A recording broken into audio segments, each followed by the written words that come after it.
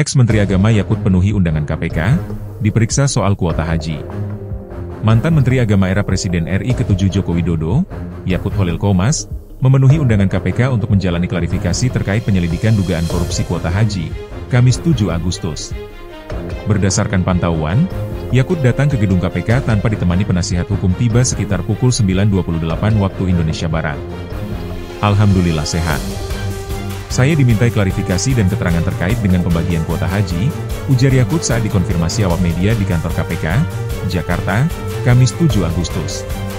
Dalam agenda ini, Yakut mengaku hanya membawa surat keputusan, SK, terkait pengangkatannya sebagai Menteri Agama saja.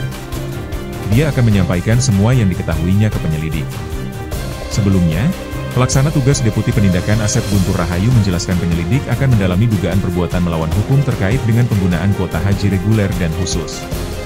Berdasarkan Pasal 64 Ayat 2 Undang-Undang Nomor 8 Tahun 2019 tentang penyelenggaraan ibadah haji dan umrah, terang Asep, kuota haji khusus ditetapkan sebesar 8% dari kuota haji Indonesia. Kuota haji khusus terdiri atas jemaah haji khusus dan petugas haji khusus. Lebihnya yakni 92% diperuntukkan untuk kuota haji reguler. Tambahan kuota haji sebanyak 20.000 seharusnya dibagikan untuk jemaah haji reguler sebanyak 18.400 atau setara dengan 92%, dan kuota haji khusus sebanyak 1.600 atau setara dengan 8%. Tadi ada proses-proses yang akan didalami. Ada di undang-undang diatur 92% dan 8%.